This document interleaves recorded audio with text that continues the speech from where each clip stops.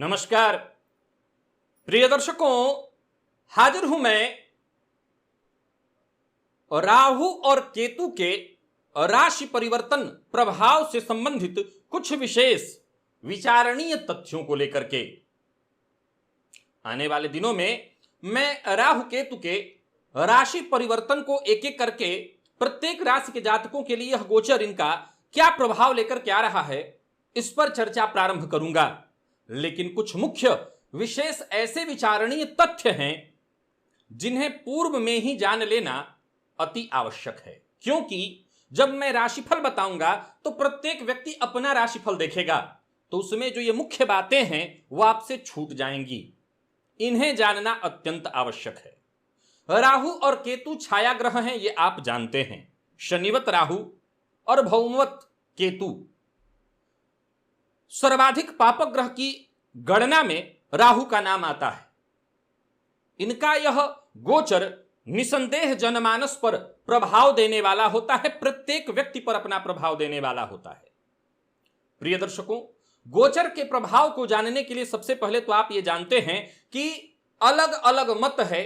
कई मतों में लग्न से लोग देखते हैं और कई मतों में चंद्र राशि से। मैं आपको बता दूं कि मैं गोचर चंद्र राशि के आधार पर ही आपको बताता हूं। एक और बात जो आपके मन में अपनी कुंडली से संबंधित संशय को दूर कराने वाला होगा। कई बार जब आप अपनी जन्म कुंडली को खोलते हैं और कहते हैं कि मेरे पास जो कुंडली है इसमें राहु इस भाव में दिख रहा है और आप जो कुंडली बता रहे हैं उसमें राहु वहां दिख रहा है, ये कई लोगों की कुंडलियों में ऐसा संशय होता है। और अगर ऐसा होता है तो आपको इसका जवाब इस समय बता रहा हूं, क्योंकि आप हर बार ये भूल जाते हैं।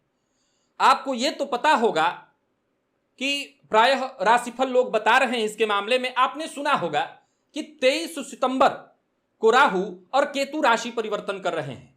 लेकिन मैं आपको बता दूं कि काशी के कुछ पंचांगों के आधार पर राहु और केतु ने राशि परिवर्तन 3 सितंबर को ही कर लिया है।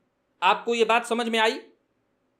राहु और केतु ने 3 सितंबर को ही राशि परिवर्तन कर लिया है, यानी 20 दिन का गैप आपको, और कई जगहों पर हो सकता है मैं भी 23 सितंबर ही आपको बताऊंगा। सवाल उठता है ऐसा होता क्यों है? ये कुछ पद्धतियों का, अलग अलग पद्धतियों से गणना करने से ये 20-22 दिन का अंतर कई बार आ जाता है, और उसी के कारण आपकी जन्म कुंडली में भी यह परिवर्तन कई बार दिखाई पड़ने लगता है। जब राहु और केतु का परिवर्तन हो रहा हो और उसी वर्ष में या उसी समय में आपका जन्म उस साल में हुआ हो, तो यह विशेष रूप से देखने को मिलता है। तो आपके मन में अगर संशय है तो इसको चिंता की कोई आवश्यकता नहीं। 20-22 दिन का गैप लगभग हर बार, पिछली बार भी जब राहु और केतु का राशि परिवर्तन हुआ था, यह तथ्य मैंने आप सबके सम्मुख रखा था कि प्रायः अंतर देखने में आ जाता है। यह पद्धति अलग अलग पद्धतियों से, चूंकि अलग पंचांगकर्ता कई अलग अलग पद्धति से पंचांग बनाते हैं, तो उनकी जो गणनाएं होती हैं उसमें कई बार अंतर आ जाता है। तो एक गणनाओं का अंतर है, लेकिन कोई खासा अलग प्रभाव इसमें नहीं होने वाला है। अब बारी आती है राहु केतु के परिवर्तन की। तो ये दोनों ग्रह अपने स्वभाव के अनुसार विपरीत यानी उल्टा चलते हुए मिथुन से वृषभ और धनु से वृश्चिक में प्रवेश कर जाएंगे। अब यहां विचारणीय है कि राहु सर्वाधिक पापक ग्रह हैं और मुख्य स्वभाव उनका पाप प्रभाव प्रदान करना है, विच्छेदात्मक प्रभाव। लेकिन जरा गौर करिए कि राहु वृषभ राशि में गोचर करेंगे और वृषभ राशि शुक्र की साधारण राशि है। यानी शुक्र कौन? तो ऐश्वर्य। शुक्र कौन? भोग। तो भोग कारक ग्रह की, ऐश्वर्य कारक ग्रह की राशि में राहु का यह गोचर निसंदेह श्रेष्ठ प्रभाव प्रदान करने वाला होगा। मैं राहु की केवल बात कर रहा हूं, केतु की बात आगे रखता हूं। यानी आपकी जन्म कुंडली में राहु अच्छी स्थिति में है, बलाबल के साथ हैं, तो यह गोचर निसंदेह आपको फायदा पहुंचाएगा। राहु वो ग्रह हैं जो आकस्मिक प्रभाव देते हैं, केतु भी वही काम करते हैं। लेकिन इस बार केतु के प्रभाव को विशेष रूप से विचार करना होगा, राहु से अलग। सवाल उठता है ऐसा क्यों कह रहा हूं मैं?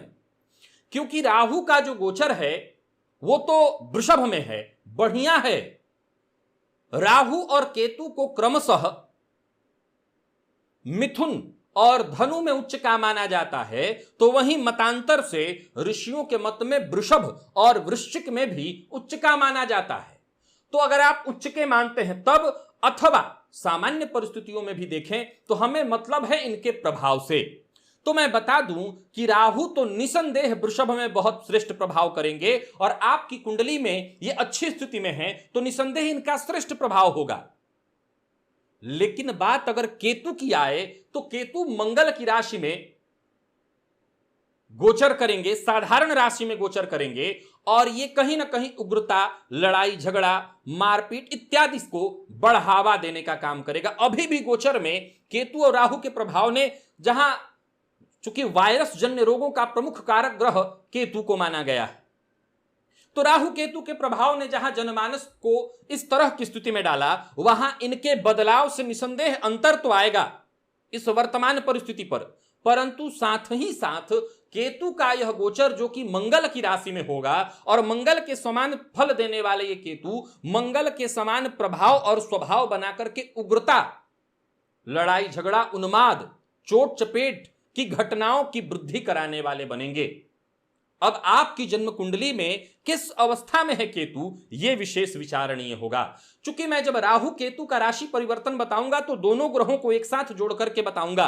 पूर्व में मेरे द्वारा आपको बताया गया कि राहु और केतु के प्रभावों में ये दोनों ग्रह आपस में एक दूसरे के प्रभाव को बैलेंस करते हैं, और विशेषकर केतु बैलेंस करने का काम करते हैं, क्योंकि केतु को शुभ ग्रह की गणना में रखा गया है, पाप ग्रह के नहीं। लेकिन दोनों एक दूसरे के आमने सामने होते हैं, अतः केतु का भी प्रभाव पाप प्रभाव में ले लिया जाता है। अब यह गोचर जबकि शुक्र वृषभ राशि में, राहु वृषभ राशि में होंगे, मैं आपको बता दूं कि निसंदेह श्रेष्ठ प्रभाव देने वाले होंगे। और कई लोगों के, हालांकि मिथुन में भी इनका बढ़िया प्रभाव था, परंतु वृषभ में आकर के भी इनका प्रभाव बहुत बढ़िया होगा, क्योंकि बुध की अगर बात कर ली जाए तो बुध वो ग्रह हैं जो प्रभाव के अनुरूप बदलते हैं, यानी जिसके प्रभाव में आते हैं अपना स्वभाव वैसा बनाते हैं। लेकिन शुक्र पर यह बात लागू नहीं है। शुक्र स्वभावतः शुभ ग्रह हैं और शुभ ग्रह के समान ही प्रभाव देने वाले ग्रह हैं, जबकि बुध के लिए बात लागू नहीं थी। बुध जिस ग्रह के प्रभाव में आते हैं उसके समान प्रभाव देते हैं। अब ये बुध हो या शुक्र, दोनों ग्रहों की गति बहुत तीव्र है। गौर करिए कि राहु और केतु के प्रभाव को हमें जानना है तो हमें क्या देखना होगा कि ये किस ग्रह के राशि में जाकर के प्रभाव दे रहे हैं। तो बात अगर शुक्र की आए तो बड़ी तीव्र गति है इनकी भी, एक माह के भीतर भीतर राशि परिवर्तन कर लेते हैं, और ये स्वभावतः शुभ ग्रह हैं। फलतः राहु का गोचर बढ़िया प्रभाव देने वाला होगा। अब यह अलग बात है कि प्रत्येक व्यक्ति की कुंडली से इनका कुछ प्रभाव अलग आएगा। जब मैं राशिफल बताऊंगा वहां आपको बताऊंगा कि किन किन चीजों का ध्यान रखना है और क्या कमी हो सकती है। लेकिन मुख्यतः राहु का प्रभाव बढ़िया है। केतु के प्रभाव की बात करूं तो विशेष रूप से केतु के प्रभाव को लेकर के सतर्क रहना होगा। यह परेशानी, लड़ाई झगड़ा, उन्माद, जैसा मैंने कहा, यह सब कराने का काम करेंगे।